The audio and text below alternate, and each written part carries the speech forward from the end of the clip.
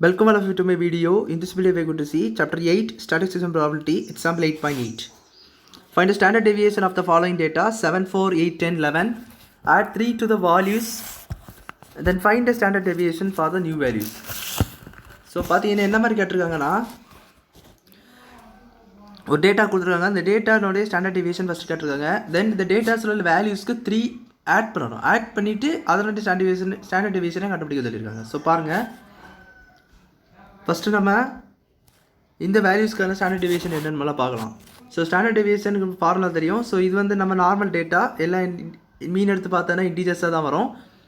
So இங்கே பார்த்தீங்கன்னா 5. So நம்ம நார்மல் ஃபார்முலா யூஸ் பண்ணலாம். Summation xi square by n minus summation xi by n the whole square whole root வரும். whole root. So இதான் formula. இப்போ நம்மளுக்கு இதில் நம்ம கண்டுபிடிக்கிற மாதிரி இருக்கும். இப்போ நம்ம எப்படி கண்டுபிடிக்கிறோம்னா பாக்ஸ் போட்டு கண்டுபிடிக்கணும். ஸோ பாருங்கள், பாக்ஸ் போட்டிங்கன்னா நம்மளுக்கு வந்து ஒரு சைடு எக்ஸு ஒரு சைடு எக்ஸ் ஸ்கொயர் தேவைப்படும். ஸோ xi ஒன்று வந்து xi ஸ்கொயர். ஸோ பார்த்தீங்கன்னா வேல்யூஸ் எவ்வளோ சப்ஸ்டியூட் பண்ணுங்க 4, 7, 8, 10, 11. ஸோ சம்மேஷன் பார்த்தீங்கன்னா எல்லாத்தையும் ஆட் பண்ணணும். ஆட் பண்ணியாச்சுன்னா நம்மளுக்கு வந்து சம்மேஷன் கிடைக்கும்.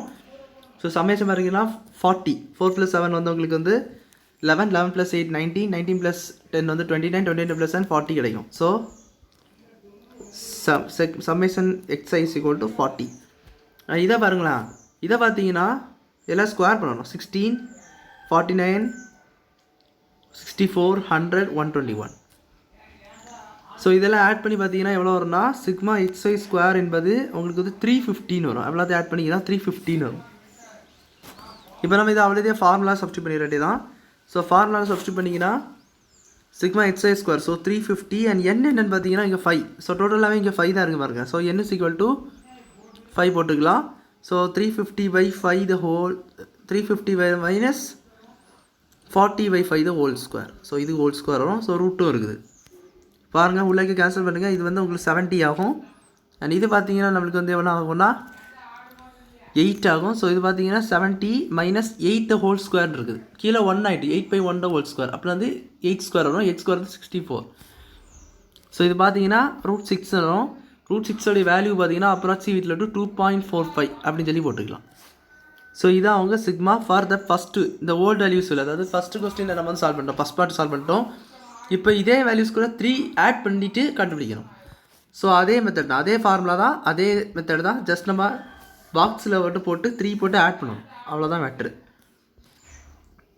So again xi square. இப்போ நான் 3 ஆட் பண்ண போகிறேன். ஸோ 3 ஆட் பண்ணேன்னா நம்மளுக்கு வந்து 4 இருக்குது ஃபஸ்ட்டு. ஸோ 7 ஆயிரும். அண்ட் நெக்ஸ்ட் வந்து 7 இருக்குது 10 ஆயிரும். தென் அடுத்தது 8 வந்து 11 ஆயிரும்.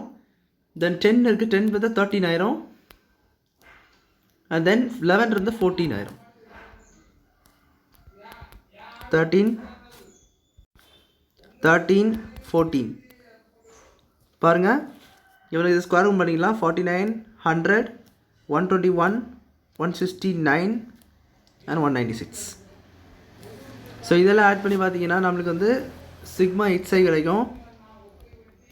ஸோ பாருங்கள், 7 + 10 17, 17 + 11 வந்து உங்களுக்கு 28, 28 + 13 41, 41 + 14 பார்த்தீங்கன்னா 55. ஸோ தென் இதே ஆட் பண்ணிக்கலாம். பார்த்துல 49, 100, 121, 169 and 196 எல்லாத்தையும் ஆட் பண்ணலாம். ஸோ ஆட் பண்ணி பார்த்தீங்கன்னா 9 + 1 10, 10 + 9 19, 19 + 6 25. ஸோ 2 + 4 6, 8, 8 + 6 14, 14 + 9 வந்து 23. ஸோ இங்கே பார்த்தீங்கன்னா 4 + 2 வந்து 6. ஸோ 635 வருது. சிக்மா xi ஸ்கொயர் வந்து உங்களுக்கு வந்து 635 வருது.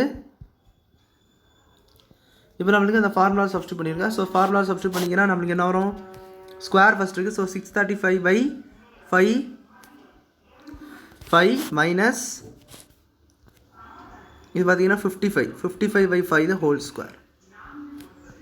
மேலே உங்களுக்கு எப்படின்னா ரூட் இருக்குது. ஸோ இது கேன்சல் பண்ணிக்கலாம். 7, 1.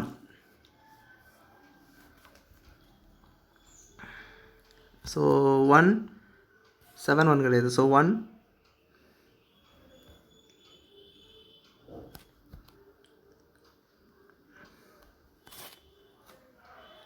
127 வரும். கேன்சல் பண்ணி பார்த்தீங்கன்னா 127 வரும். ஸோ 127 இருக்குது. இது பார்த்தீங்கன்னா கேன்சல் பண்ண 11 ஹோல் ஸ்கொயர் வந்து 121. ஸோ பார்த்தீங்கன்னா √6 வரும். ஸோ தெரியும் உங்களுக்கு press value 2.45.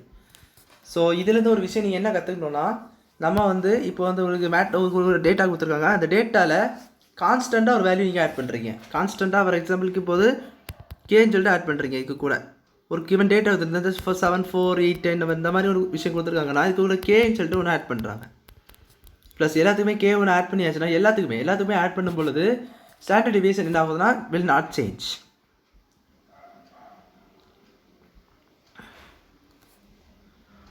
will not change.